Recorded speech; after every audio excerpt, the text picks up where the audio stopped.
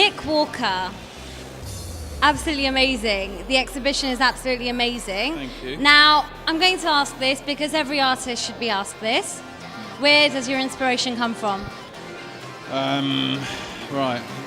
Back in the garden, just over the fence and far away. No.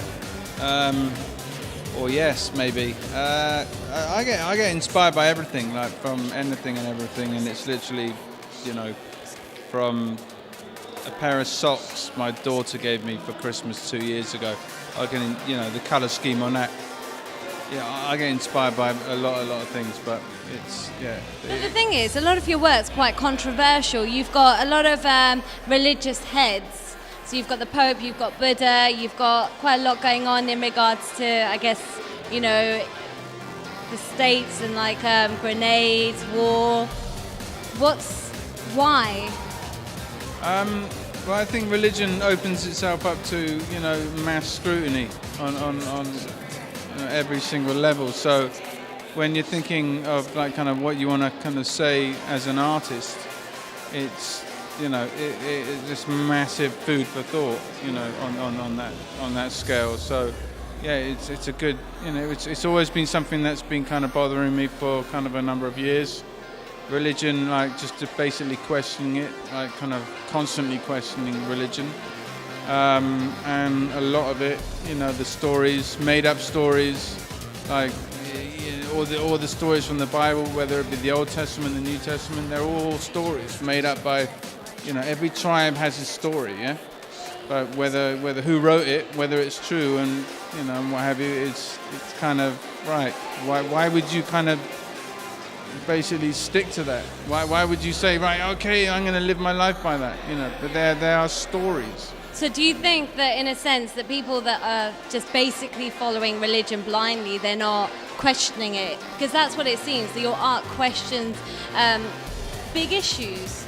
Yeah, it questions like fairly big issues, but I'm not saying everyone's blind. I'm just saying, some of the pieces are kind of, literally saying like one thing, and that is, you are brought up into religion as a young child. You don't get a choice, and at like kind of, when you're so young, you don't understand like a lot of these things. You know what I mean? And it's like that it's a thing which is indoctrinated right from the beginning, and nurtured right from the beginning, and that's the kind of thing I kind of question. Now, did you start off tagging like most graffiti artists would? Yeah. Anything that moved, we did that. But then you have to progress. You have to kind of think, right, okay, how long can you do this for? And what am I doing? How long can you write your own name for? And what are you going to do if you stop writing your own name? You're going to forget who you are, and no, you just have to kind of literally. For me, not everyone. It's just like each to their own. But for me, it's been a constant evolution. Now, one thing that I do remember reading in one of the articles, and this was actually in regards to Banksy, it was Goldie, Goldie, singer, producer, writer.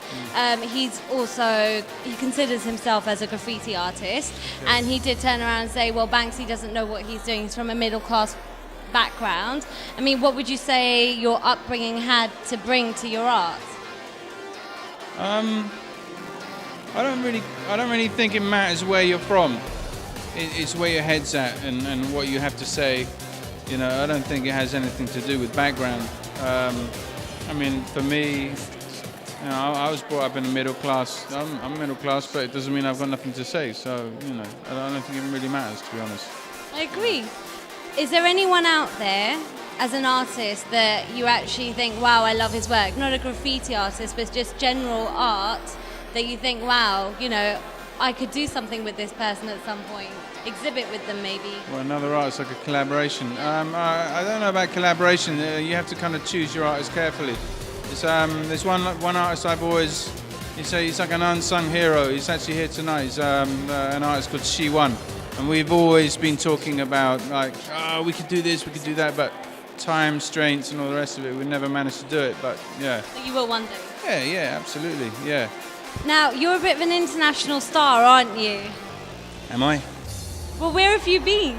Where have I been? I don't know. I like to travel a lot. I don't know whether that makes me an international star. I mean, but I like to kind of, if you don't kind of, push your work out there yourself, no one else is going to do it for you.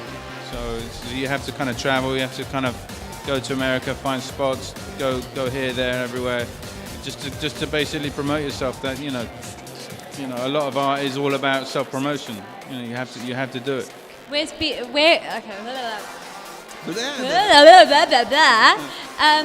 Okay, where would you say you have had the most inspiring portrait, or where have you painted or sketched something amazing anywhere in the world? Was it New York, LA? Was it a little alleyway in London? Which is my favorite painting? Where in the world? That kind of thing.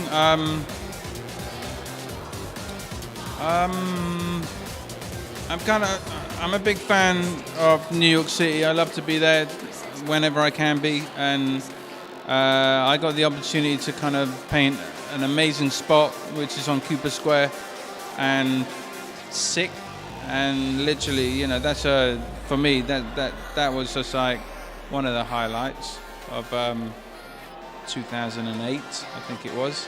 Yeah, thinking back now, put me on the spot, but yeah, that was good, and it's got kind of like, I've had like a really good response from it and stuff. So,